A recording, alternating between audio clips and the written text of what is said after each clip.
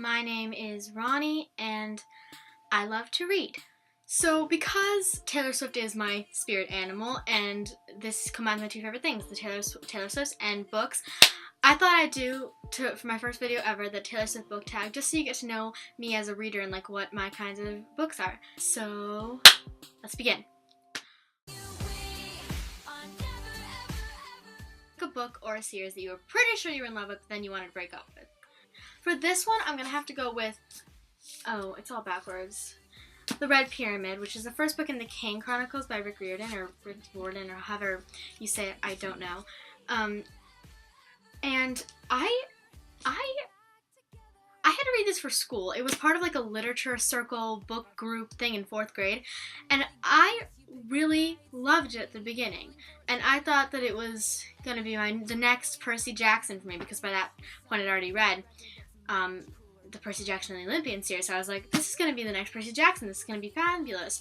But then I think because it was for school, I really just didn't want to continue with the series, so I never did. But I think I'm gonna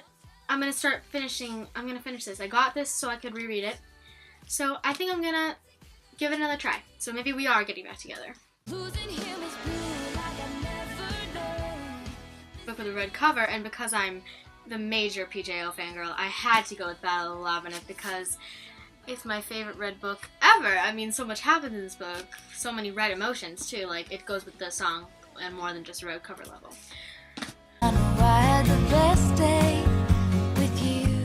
Book that makes you feel nostalgic. And this book, I have to say, Fangirl by Rainbow Rowell. And it's not because of the content. And I couldn't think of a book that made me feel nostalgic except for Percy Jackson and Lightning Thief, because little Percy and little Annabeth and all the little characters. Oh my goodness. Okay, back to reality. This book makes me feel nostalgic because it was recommended to me by a friend who I don't get to see a lot. I only get to see her in the summer, and she recommended this book to me, and I loved it, and we talked about it, and I miss her, and I want to see her all year round, but I can't, so this book just makes me, every time I read it, or see it on my bookshelf, it makes me miss her even more. A book with forbidden love. So, since I don't have City of Ashes, City of Bones, and City of Glass, those are not in the right order, I just grabbed my copy of City of Lost Souls because I think the only book I've really read with forbidden love is fairy tales or The Mortal Instruments, and The Mortal Instruments, the first 3 when Jason and Claire, I think they're brother and sister, whatever's going on there. Okay. Pick a book with a bad character you couldn't help but love. So for this one, I picked a very, maybe it's popular, maybe not, I don't know. It's called Something's Missing, and it's by the wonderful author Matthew Dix. I've never read anything by him before, but I just saw this at the library and I picked it up. It's about this guy who's like, the main character is the one who I couldn't help fall in love with, and I guess you're supposed to love him, but he's a thief and he's a robber, so I guess maybe you are supposed to love him. I don't know, but that's my character. Alright, just wait and see your string. Pick a book that someone ruined the ending for. For this one, I have to hold up my Kindle because I don't have a copy of Allegiant because I didn't know how much I was gonna love it, so I didn't get the real copy. Like, this is my issues.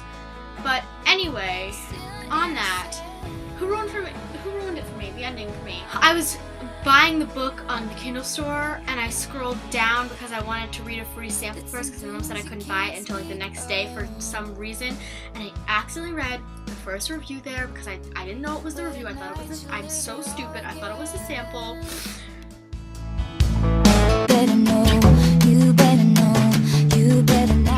To pick a character from a book who goes through extensive character development. This one I picked one of my favorite books that I've ever gotten at a book fair is Skinny, who's the author? By Donna Conner.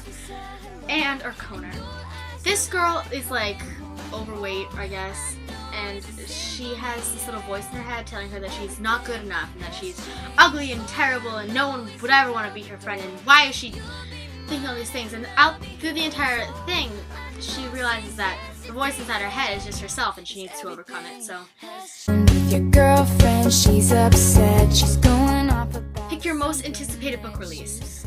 I was spoiled as a child, and I read the Harry Potter series. All the books were already out, and I read Percy Jackson and the Olympians, and all the books were already out. I've never ever in my life had to wait for a book in a series to come out until this year with the Blood of Olympus.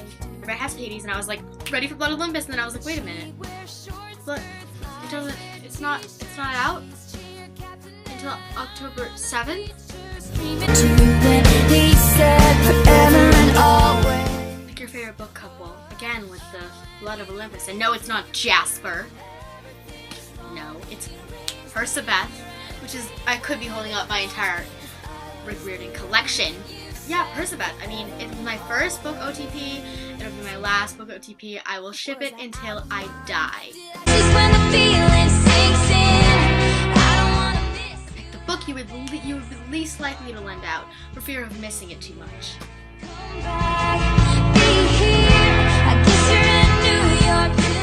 Any book? I mean, there are times of the day where I'm just like, there's nothing good on Instagram. I've seen all the Tumblr stuff. I need to just reread every book, and then I'll do that in a day. I'll miss it. I miss it. My first. Teardrops on my guitar, the only thing. Pick a book that made you cry a lot. I think everyone knows where I'm going with this as I reach for my Kindle again because I don't have it in hard copy. The Fault in Our Stars, and I'm just showing you this so I have something to hold. The Fault in Our Stars, what happened with that was that I read Divergent and the end of Allegiant, and y'all, everyone who read it knows what happened. And I told my mom, I just suffered a really devastating loss and I need a very warm-hearted, romantic book that's just a standalone, that's like no strings attached. I can just read it and I can move on with my life, and I need to get out of my book hangover. And she goes, honey, I just heard about The Fault in Our Stars by John Green. You should totally read that. And I said, okay, alright, I'll read it. Best, worst book. The players gonna play, and the haters. Pick a book that you love so much you just shake off the haters.